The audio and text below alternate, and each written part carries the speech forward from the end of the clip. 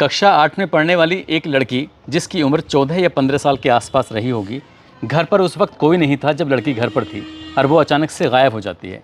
उसके माँ बाप जब घर वापस लौट कर आते हैं तो अपनी बेटी को हर जगह तलाश करते हैं, हर किसी से पूछते हैं।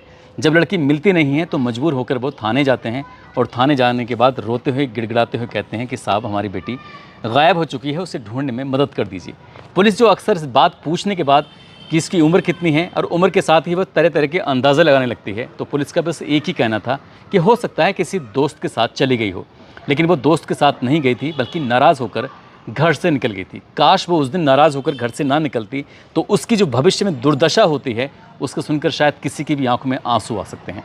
दरअसल इस लड़की के आंसुओं की कीमत किसी ने पहचानी तो वो एक पुलिस की इंस्पेक्टर होती हैं। उस लड़की को न केवल उन्होंने उस दलदल से बाहर निकाला, बल्कि उसे एक सही जगह पहुंचाने में पूरे जी जान से जुट जाती हैं।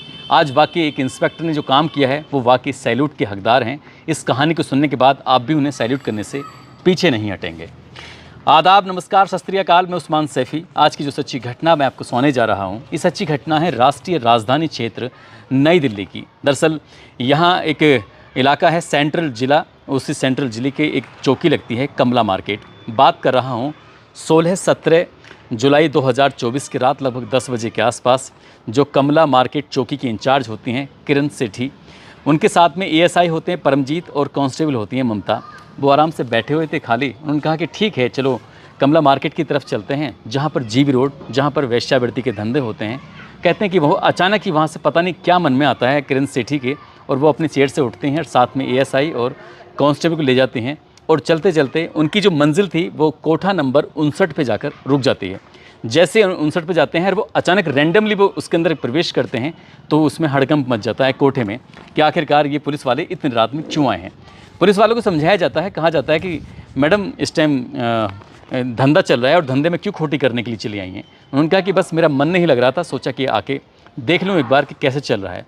जितनी भी लड़कियाँ वहाँ पर काम कर रही थी, हर लड़की को निकाला जाता है, देखा जाता है कौन कौन लड़की है। कोई नई लड़की तो नहीं आई है। जब ये देखने की बातचीत चल रही थी तो एक कमरा बंद था, उस कमरे के अंदर एक ग्राहक भी मौजूद होता है, साथ ही एक जो उनके अंदर लड़की थी वो भी अपने कस्टमर के साथ बिजी थी। दरवाज़ा खुलता है और दरवाज़ा खुलने के बाद जब किरण सेठी उस लड़की को देखती हैं तो देखने के बाद वो देखती रह जाती हैं।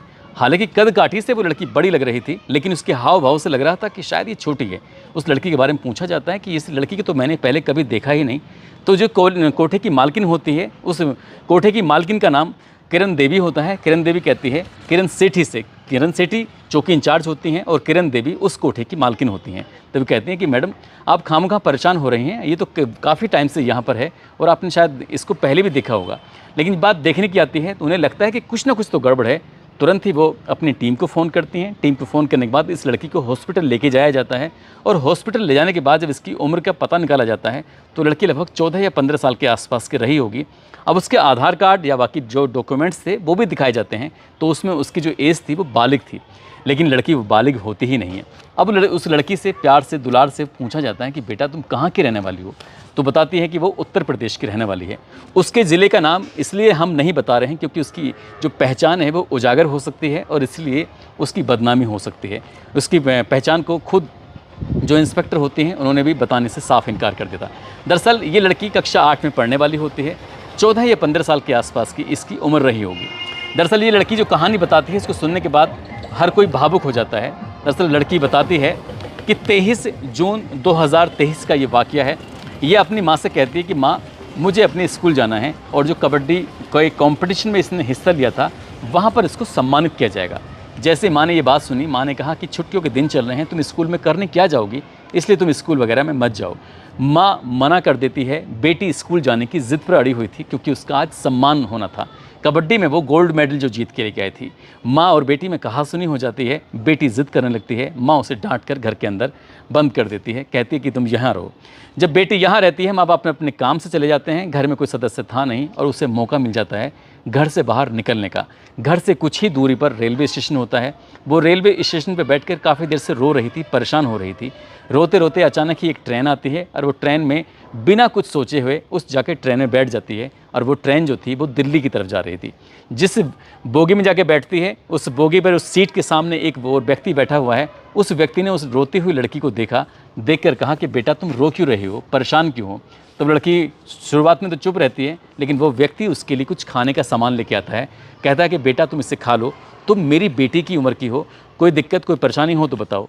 उस लड़की ने अपनी मन की सारी बात बता दी कि उसे गोल्ड मेडल मिला था, माँ उसे स्कूल भेजना नहीं चाहती थी, इसलिए नाराज़ होकर वो घर से बाहर आ गई है। उस व्यक्ति ने कहा तुम परेशान मत हो, तुम्हारी जितनी मेरी बेटी है वो एक नौकरी करती है, उसके साथ चले जाना, वो तुम्हारी सहेली बन जाएगी, तुम उससे अपना सुख दुख बांट सकती हो।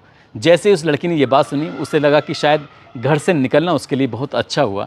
वो घर से निकल के ट्रेन में और उस व्यक्ति से बातचीत करते करते काफ़ी नज़दीकियाँ उसकी बन जाती हैं। वो व्यक्ति उसे अपने घर पे लेके चला जाता है और वो लड़की नहीं जानती थी कि आखिरकार वो किसके साथ आई है, कहाँ रह रही है, कहाँ नहीं। उसने कहा मुझे बहुत तेज़ भूख लगी है। तब उस व्यक्ति ने उस लड़की को कुछ खाने के लिए सामान दिया, और जब सामान देता है तो कुछ ऐसा पदार्थ मिलाता है उसके अंदर जिससे लड़की, वो अपनी अवस्था में थी ही नहीं, ना तो विरोध करने की अवस्था में थी, ना कुछ कहने की अवस्था में थी, और उस व्यक्ति ने उसके साथ बलात्कार किया।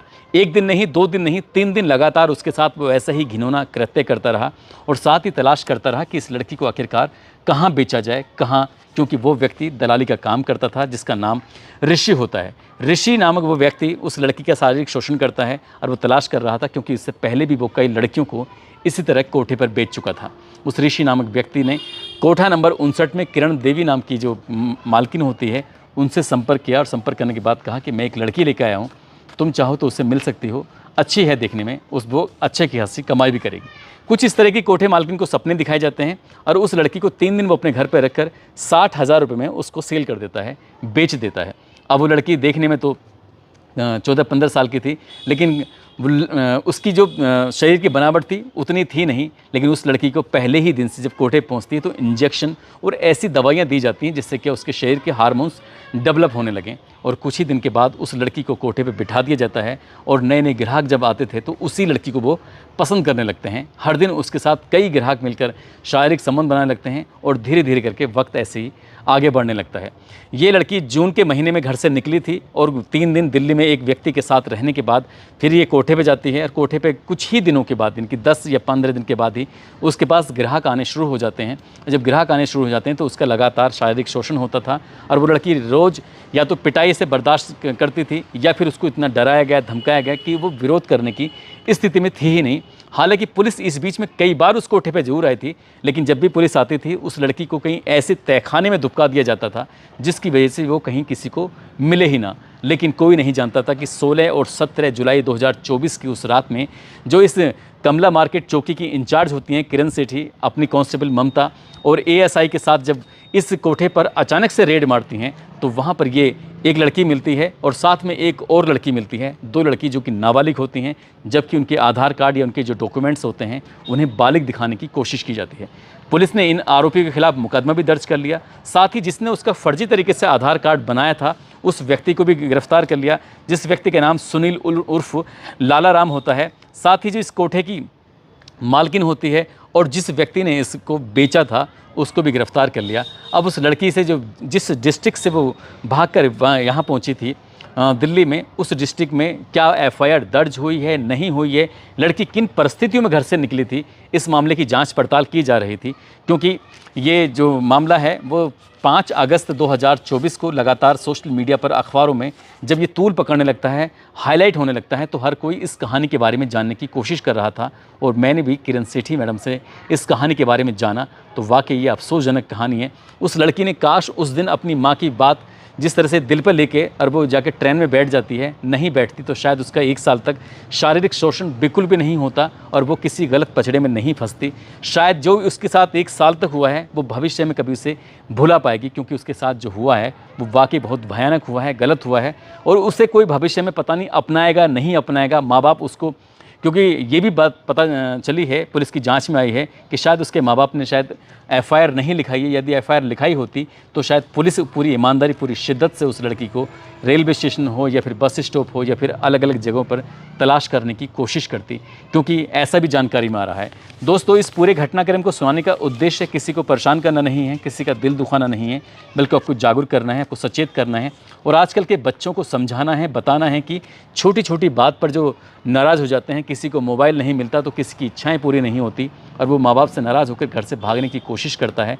जैसे भाग जाते हैं तो ऐसे ही लड़कियों का, खासकर उनके साथ होता है और लड़कों के साथ भी कुछ गलत हो जाता है, उनके शरीर के अलग अलग हिस्सों को निकाल कर बेच देते हैं, ऐसी भी बात निकल के आती है। इसलिए नाराज़ होने से पहले 1000 बार सोचना चाहिए, क्योंकि जितनी सुख सुविधाएं किसी भी बच्चे को घर के अंदर मिल सकती हैं, वो बाहर कभी नहीं मिल सकती। बाहर तभी मिल सकती हैं जब आप पढ़ लिख कर आप घर से बाहर निकलेंगे, आपके पास डिग्रियां होंगी नौकरी हासिल करने के लिए, तभी कुछ आप कर सकते हैं। दोस्तों, जाते जाते नई मंसूरी हैं, दिल्ली के रहने वाले हैं, आज इनका जन्मदिन है, इनको जन्मदिन की ढेरों सारी शुभकामनाएं, बहुत बहुत मुबारकबाद। साथ ही कुछ लोगों ने नाम लेने की अपील की है, जिसमें आचार्य पवन गिरी, अखिल कुमार, रईस खान, धीरेन्द्र राजपूत, मिथिलेश यादव, सगीर, धर्मेंद्र, सत्यम, नीलम, कविता, इंद्रजीत, मोहम्मद कय्यूम, निशु चौधरी, नितिन, अकरम खान, मुस्तकीम सिद्दीकी, शैलेश बाबू। आप सब लोग अपना ख्याल रखें, सुरक्षित रहें। जय हिंद, जय भारत।